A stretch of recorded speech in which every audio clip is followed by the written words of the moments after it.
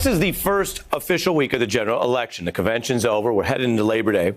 And what that means, in addition to everything we've been discussing in the show and across the news this week, what that means is Americans who don't follow politics or the news as much are now comparing these two nominees for the first time. Now, how do we know that?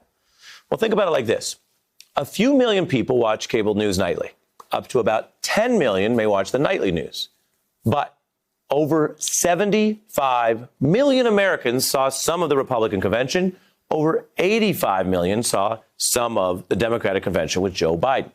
So that is a huge sea change. And as views are taking shape, there are signs of a tight race in many places that matter. Biden has a small lead in some swing states. Other places are within the margin of error.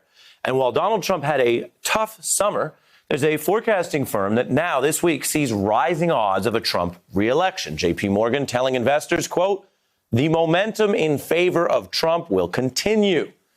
Now, famed political strategist James Carville does not think much of Donald Trump or his chances. In fact, just this summer, he was saying Trump's position was so poor he might not finish the race. I think there's a significant chance he doesn't run. I mean, this thing is going so poorly. He's so far back. It doesn't even, to me, it doesn't make much sense for him to run. And James Carville clearly joins us now. Sir, so far he is running. What do you think of these kind of forecasts that are different from iterative polls, but read all kinds of macro factors and say rising odds of Trump re-election? They're scaring people. They need to just go back and figure out how to, make money in the financial sector. Truth of the matter is Trump's at 42% in an 80% wrong track country. I mean, that's just that there's such a thing as political physics. And right now, political physics is telling us one thing. Now, there's a lot of, some of these Democrats either got to get a diaper or get to work. I mean, they're just like falling apart. Every time I go somewhere, and all J.P. Morgan is doing is scaring a lot of their investors with this. If the facts change, I'll change my mind. But they haven't changed. And I, like everybody else, I was nervous waiting on these better polls coming out today, and they showed very little change. And Ari, you know this. At this point, at September 2nd, 2008, John McCain was ahead of Barack Obama. Was ahead with an incumbent Republican in the White House. I mean, they talk 1.5 million new donors. I have no idea what that means. Neither does anybody else, because there is no historical precedent for this. Right. It's never happened before. Right. But it means something. How much? I don't know. And so I do feel confident. Look, he's going to try. Of course, they're going to try everything they can. They're going to make, as my brother Hack pointed out on the previous segment. Are you calling Cornell? You're calling Cornell your brother Hack? He calls himself a hack, and I'm a proud hack too. So Cornell and I were brother hacks. I mean, I got hacks all over the country. But Cornell's seen enough data, and as he points out, the data coming out now is that Biden is actually better than this. By the way, you cannot have order without law. And when the White House chief of staff says no one 10 miles outside of Washington cares about the Hatch Act, well, that's just an attack on the law. I mean, you're a lawyer. You don't get to pick and choose what laws you follow. I mean, you really don't. Right. And you're talking about Mark Meadows when it was pointed out that they were breaking laws. In the way they staged the convention, Mark Meadows said, oh, well, people out in other areas don't care about that. And you're saying that's a defiance of the rule of law itself. Well, of course it is.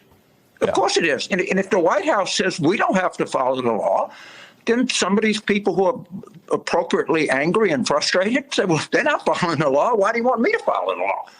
I mean, this is just a terrible example for everybody. It's a terrible example for young people. And there's you can talk all you want about order, but there's no law, or you have lawlessness like we have. That's not any good. And I think the public understands that better than we give them credit for. And I think that's why you see in the kind of polling numbers you see. And I think we diminish, maybe underappreciate where the American public is now. I think they're as tired of this as some of us are. I really do that. Well, let's look. You mentioned Law and Order, and we were talking about this higher in the show. I haven't had a chance yet to air some of these ads. And so this is what a lot of people are seeing. And just as the conventions and debates matter, because so many people see them, ads do have a big impact. I remember watching the War Room where you were sitting there. That's what you were putting your time into. You know, you're sitting there editing the ad over the conference call. I think it was with Mandy. And you're saying, you know, yeah, and you say, no, sir. No, sir. You said no new taxes. And they say, well, we only have time for 2 no, sir. You said, no, it's got to be 3. I mean, you were in every word choice for those ads, right?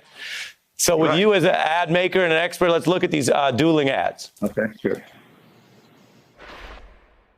Lawless criminals terrorize Kenosha. Joe Biden takes a knee. Biden and the radical left's weak response has led to chaos and violence, and their calls for defunding police would make it worse. Fires are burning, and we have a president who fans the flames.